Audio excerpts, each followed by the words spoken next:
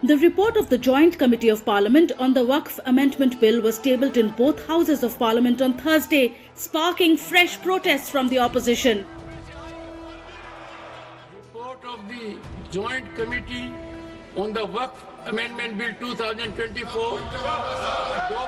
In Rajya Sabha, the report was tabled by BJP MP Medha Vishram Kulkarni, a member of the panel, while in Lok Sabha, it was tabled by BJP MP Jagdambika Pal, who chaired the JPC.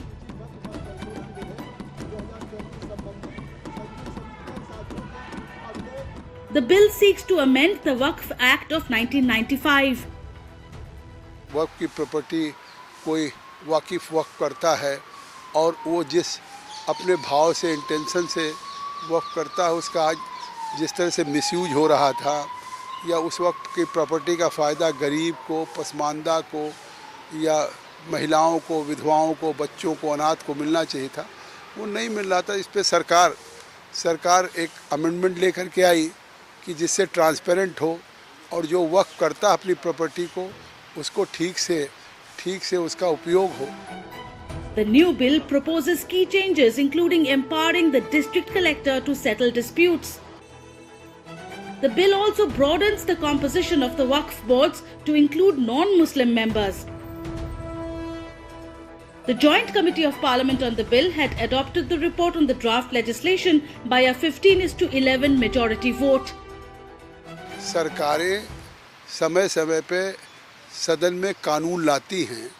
उस कानून में आपने देखा होगा कि बहुत से विपक्ष को असहमति रहती है तो क्लॉज बाय क्लॉज उस पर वोटिंग कराते हैं स्पीकर साहब और उसके बाद बहुमत के आधार पे अमेंडमेंट्स को अडॉप्ट किया जाता है और अगर माइनॉरिटी है तो उसको टर्न डाउन किया जाता है। वही प्रक्रिया जॉइंट पार्लियामेंट्री कमेटी में भी है। जो हमने रिपोर्ट्स प्रस्तुत की है उसमें जो भी क्लॉज बाय क्लॉज अमेंडमेंट्स थे उस पर हमने सभी मेंबरों से जो जेपीसी के हैं उनसे अमेंडमेंट मांगा था। अमेंडमेंट्स के बाद फिर हमने उसको वोटिंग किया था, पुट टू वोट, और जो मेजॉरिटी के साथ था उसको हमने अडॉप्ट किया, माइनॉरिटी को हमने टर्न डाउन किया। Many critics of the amendment bill say the new bill centralizes power by giving the government more say in Waqf management.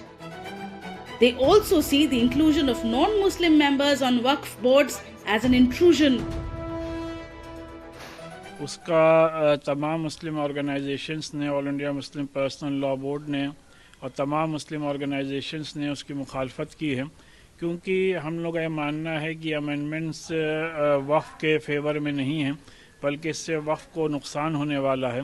और ये सबके जहन में बात रहनी चाहिए कि वक्फ बाय द मुस्लिम्स और फॉर द मुस्लिम्स हैं, और ये कोई मुसलमानों ने, हमारे बुज़ुर्गों ने अपनी पर्सनल प्रॉपर्टी को अल्लाह की राह में सवाब की नीयत से वक्फ किया है। लिहाजा ये मुसलमानों की अपनी प्राइवेट प्रॉपर्टीज़ हैं और ऑलरेडी सुप्रीम कोर्ट के कई जजमेंट हैं जिसमें कि ये बात कही गई है कि once a waqf is always a Waqf.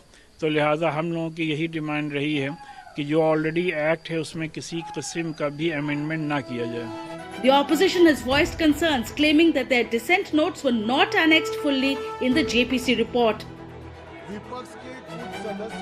During the tabling of the report in Lok Sabha, Union Home Minister Amit Shah asserted that the BJP has no objection to the opposition's dissent notes being included without redaction and asked the Speaker to decide according to procedure.